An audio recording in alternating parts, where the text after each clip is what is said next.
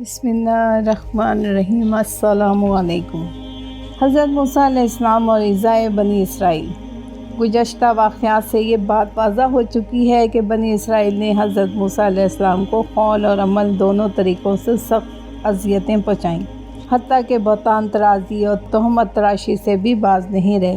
بت پرستی کی فرمائش، گوسالہ پرستی میں انماک، قبول تورات سے انکار، ارض مقدس میں داخلے سے انکار، من و سلوہ پر ناسپاسی، غرض ہر ادائے فرض میں ضد و ہٹ دھرمی، اور ہر ایک معاملے میں حضرت موسیٰ علیہ السلام کے ساتھ جاہلانہ رد و قط کا ایک طویل سلسلہ ہے جو ان کی زندگی کا جز نظر آتا ہے۔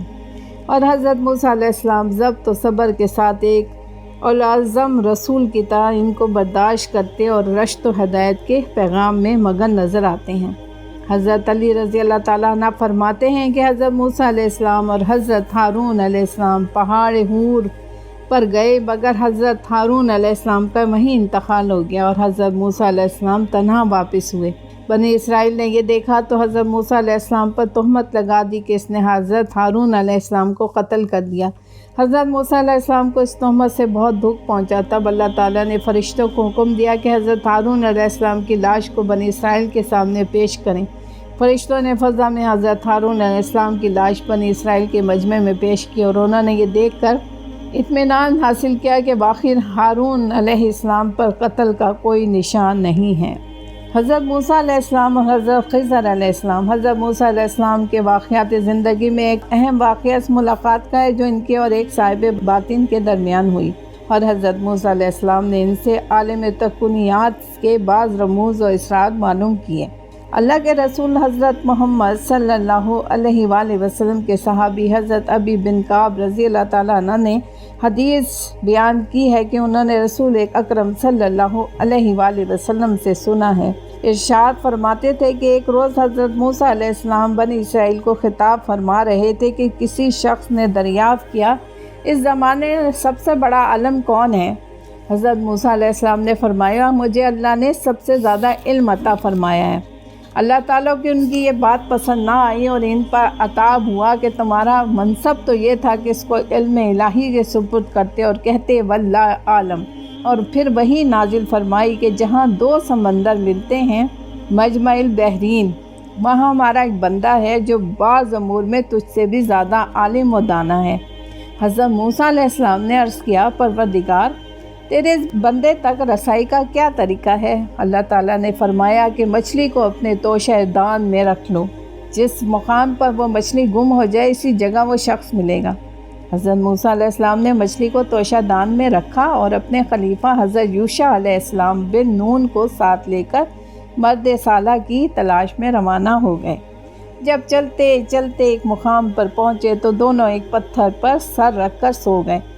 مچھلی میں زندگی پیدا ہوئی اور وہ زنبیل سے نکل کر سمندر میں چلی گئی۔ مچھلی پانی کے جس حصے پر بہتی ہوئی گئی اور جہاں تک گئی وہاں تک پانی برف کی طرح جم کر ایک چھوٹی پگڈنڈی کی طرح ہو گیا۔ ایسا معلوم ہوتا تھا کہ سمندر میں ایک لکیر یا خط کھینچا ہوا ہے۔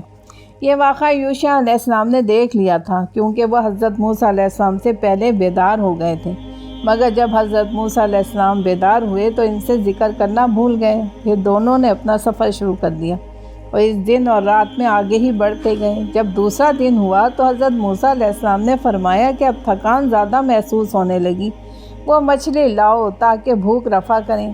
نبی اکرم حضرت محمد صلی اللہ علیہ وآلہ وسلم نے فرمایا، حضرت موسیٰ علیہ السلام کو اللہ تعالیٰ کی بتائی ہوئی منزل مقصود تک پہنچنے میں کوئی تھکان نہیں ہوئی تھی، مگر منزل سے آگے غلطی سے نکل گئے تو اب تھکان بھی محسوس ہونے لگی۔ حضرت یوشع علیہ السلام نے کہا، آپ کو معلوم رہے کہ جب صغرا پتھر کی چٹان پر تھے تو وہیں مچھلی کا یہ تعجب خیز واقعہ پیش آیا کہ اس میں حرکت پیدا ہوئی اور وہ زنبیل میں سے نکل کر سمندر میں چلی گئی اور اس کی رفتار پر سمندر میں راستہ بنتا چلا گیا۔ میں آپ سے یہ واقعہ کہنا بالکل بھول گیا، یہ بھی شیطان کا ایک چرکا تھا۔ حضرت محمد رسول اکرم صلی اللہ علیہ وآلہ وسلم نے فرمایا کہ سمندر کا وہ خط مچھلی کے لیے سرب راستہ تھا اور موسیٰ علیہ السلام یوشع علیہ السلام کے لیے تعجب خیز بات۔ حضرت موسیٰ علیہ السلام نے فرمایا کہ جس مقام کی ہم کو تلاش ہے وہ وہی مقام تھا۔ اور یہ کہہ کر دونوں پھر ایک دوسرے سے بات چیت کرتے ہوئے اسی راہ پر لوٹے اور اس پتھر کی چٹان تک جا پہنچے۔ وہاں پہنچے تو دیکھا کہ اس جگہ عمدہ لباس پہنے ہوئے ایک شخص بیٹھا ہے۔ حضرت موسیٰ علیہ السلام نے ان کو سلام کیا۔ اس شخص نے کہا کہ تمہاری سرزمین میں سلام کہاں؟ یعنی اس سرزمین میں تو مسلمان نہیں رہتے۔ یہ حضرت خضر علیہ السلام تھے۔ حضرت موسیٰ علیہ السلام نے جواب دیا کہ میرا نام موسیٰ علیہ السلام ہے۔ حضرت خضر علیہ السلام نے کہا موسیٰ علیہ السلام بنی اسرائیل؟ حضرت موسیٰ علیہ السلام نے کہا ہاں، میں آپ سے وہ علم حاصل کرنے آیا ہوں جو اللہ نے آپ ہی کو بخشا ہے۔ حضرت خضر علیہ السلام نے کہا تم میرے ساتھ رہ کر ان معاملات پر صبر نہ کر سکو گے۔ اللہ تعالیٰ نے مجھ کو طوفانی رموز و اسرار کا وہ علم عطا کیا ہے جو تم کو نہیں دیا گیا، اور اس نے تم کو تشریع علوم کا وہ علم عطا فرمایا جو مجھ کو عطا نہیں ہوا۔ تو پھر شرط یہ ہے کہ جب آپ میرے ساتھ رہیں تو کسی معاملے کے متعلق بھی جس کو آپ کی نگاہیں دیکھ رہی ہوں مجھ سے کوئی سوال نہ کریں، میں خود آپ کو ان کی حقیقت بتا دوں گا۔ حضرت موسیٰ علیہ السلام نے منظور کر لیا اور دونوں ایک جانب کو روانہ ہو گئے۔ جب سمندر کے کنارے پہنچے تو سامنے سے ایک کشتی نظر آئی۔ حضرت خضر علیہ السلام نے ملاحوں سے کرایہ پوچھا۔ وہ خضر علیہ السلام کو پہچانتے تھے، لہٰذا انہوں نے کرایہ لینے سے انکار کر دیا اور اصرار کر کے انہیں کشتی پر سوار کر لیا اور کشتی روانہ ہو گئی۔ ابھی چلے ہوئے زیادہ عرصہ نہیں ہوا تھا کہ حضرت خضر علیہ السلام نے کشتی کے سامنے والے حصے کا ایک تختہ اکھاڑ کر کشتی میں سوراخ کر دیا۔ حضرت موسیٰ علیہ السلام سے ضبط نہ ہو سکا۔ حضرت خضر علیہ السلام سے کہنے لگے کشتی والوں نے تو یہ احسان کیا کہ آپ کو اور مجھ کو مفت سوار کر لیا، اور آپ نے اس کا یہ بدلہ دیا کہ کشتی میں سوراخ کر دیا کہ سب کشتی والے کشتی سمیت ڈوب جائیں۔ یہ تو بہت نازیبا بات ہوئی۔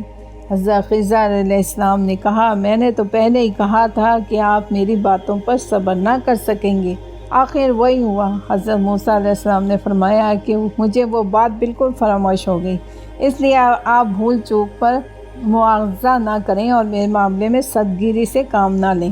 رسول اکرم صلی اللہ علیہ وآلہ وسلم نے فرمایا یہ پہلا سوال واقعی موسیٰ علیہ السلام کی بھول کی وجہ سے تھا۔ اسی اثنا میں ایک چڑیا کشتی کے کنارے آ کر بیٹھی اور پانی میں چونچ ڈال کر ایک قطرہ پانی پی لیا۔ حضرت خضر علیہ السلام نے کہا کہ بلا شائبہ تشبیہ علم الہی کے مقابلے میں میرا اور تمہارا علم ایسے ہی بے حقیقت ہے جیسے کہ سمندر کے سامنے یہ قطرہ۔ کشتی کنارے لگی اور وہ اتر کر ایک جانب روانہ ہو گئے۔ سمندر کے کنارے جا رہے تھے کہ ایک میدان میں کچھ بچے کھیل رہے تھے۔ حضرت خضر علیہ السلام آگے بڑھے اور ان میں سے ایک بچے کو قتل کر دیا۔ حضرت موسیٰ علیہ السلام کو پھر یارائے صبر نہ رہا، فرمانے لگے ناحق ایک معصوم جان کو آپ نے مار ڈالا، یہ تو بہت ہی برا کیا۔ حضرت خضر نے کہا میں تو شروع ہی میں کہہ چکا تھا کہ آپ میرے ساتھ رہ کر صبر و ضبط سے کام نہ لے سکیں گے۔ رسول اکرم حضرت محمد صلی اللہ علیہ وآلہ وسلم نے فرمایا چونکہ یہ بات پہلے سے بھی زیادہ سخت تھی اس لیے حضرت موسیٰ علیہ السلام صبر و ضبط نہ کرنے میں معذور تھے۔ حضرت موسیٰ علیہ السلام نے فرمایا خیر اس مرتبہ نظر انداز کر دیجئے، اس کے بعد بھی اگر مجھ سے صبر نہ ہو سکا تو پھر آپ سے مجھ سے علیحدہ ہو جائیے گا۔ غرض پھر دونوں روانہ ہو گئے اور چلتے چلتے ایک ایسی بستی میں پہنچے جہاں کے باشندے خوش عیش اور مہمانداری کے ہر طرح قابل تھے، مگر ان کی مسافرانہ درخواست پر بھی ان کو مہمان بنانے سے انکار کر دیا تھا۔ یہ ابھی ایک بستی ہی میں سے گزر رہے تھے کہ حضرت خضر علیہ السلام ایک ایسے مکان کی جانب بڑھے جس کی دیوار کچھ جھکی ہوئی تھی اور اس کے گر جانے کا اندیشہ تھا۔ حضرت خضر علیہ السلام نے اس کو ہاتھ کا سہارا دیا اور دیوار کو سیدھا کر دیا۔ حضرت موسیٰ علیہ السلام نے پھر حضرت خضر علیہ السلام کو ٹوکا اور فرمانے لگے ہم اس بستی میں مسافرانہ وارد ہوئے مگر اس کے بسنے والوں نے نہ مہمانداری کی اور نہ ٹکنے کو جگہ دی۔ آپ نے یہ کیا کہ اس کے ایک باشندے کی دیوار کو بغیر اجرت درست کر دیا، اگر کرنا ہی تھا تو بھوک پیاس کو دور کرنے کے لیے کچھ اجرت ہی طے کر لیتے۔ حضرت خضر علیہ السلام نے فرمایا اب میری اور تمہاری جدائی کا وقت آ گیا، ھذا فراق بینی و بین۔ اور پھر انہوں نے حضرت موسیٰ علیہ السلام کو ان تینوں معاملات کے حقائق کو سمجھایا اور بتایا کہ یہ سب من جانب اللہ وہ باتیں تھیں جن پر آپ صبر نہ کر سکے۔ یہ واقعہ نقل کے بعد اللہ کے رسول حضرت محمد صلی اللہ علیہ وآلہ وسلم نے فرمایا، ہمارا جی تو یہ چاہتا ہے کہ حضرت موسیٰ علیہ السلام تھوڑا صبر اور کرتے اور ہم کو اللہ تعالیٰ کے اسرار اور علوم کی مزید معلومات ہو سکتی، مگر جب حضرت موسیٰ علیہ السلام اور حضرت خضر علیہ السلام کی معرفت ہونے لگی تو حضرت خضر علیہ السلام نے ان واقعات کی جو حقیقت بیان کی، قرآن عزیز نے سورہ کہف میں اس واقعے کو بیان کرتے ہوئے اس طرح ظاہر کیا ہے، بس اب مجھ میں اور تم میں جدائی کا وقت آ گیا، ہاں جن باتوں پر تم سے صبر نہ ہو سکا ان کی حقیقت تمہیں بتائے دیتا ہوں۔ سب سے پہلے کشتی کا معاملہ لو، وہ چند مسکینوں کی تھی جو سمندر میں محنت مزدوری کرتے ہیں، وہ جس طرح بڑھ رہے تھے وہاں ایک بادشاہ ہے، وہ ظالم جس کسی کی اچھی کشتی پاتا ہے زبردستی لے لیتا ہے، میں نے چاہا اس کی کشتی میں عیب نکال دوں تاکہ عیبی سمجھ کر اس کو چھوڑ دے۔ رہا لڑکے کا معاملہ تو اس کے ماں باپ مومن ہیں، میں نے یہ دیکھ کر ڈرا کہ یہ سرکشی اور کفر کر کے ان کو اذیت پہنچائے گا، بس میں نے چاہا کہ ان کا پروردگار اس لڑکے سے بہترا انہیں لڑکا دے گا، دینداری میں بھی اور محبت میں بھی، اور وہ جو دیوار درست کر دی گئی وہ شہر کے 2 یتیم لڑکوں کی ہے جس کے نیچے ان کا خزانہ گڑا ہوا ہے، ان کا باپ ایک نیک آدمی تھا، تمہارے پروردگار نے چاہا دونوں لڑکے اپنی جوانی کو پہنچیں اور اپنا خزانہ محفوظ پا کر نکال لیں، یہ ان لڑکوں کے حال پر پروردگار کی ایک مہربانی تھی جو اس طرح ظہور میں آئی، اور یاد رکھو میں نے جو کچھ کیا اپنے اختیار سے نہیں کیا، اللہ کے حکم سے کیا، یہ ہے حقیقت ان باتوں کی جن پر آپ صبر نہ کر سکے۔ جزاک اللہ۔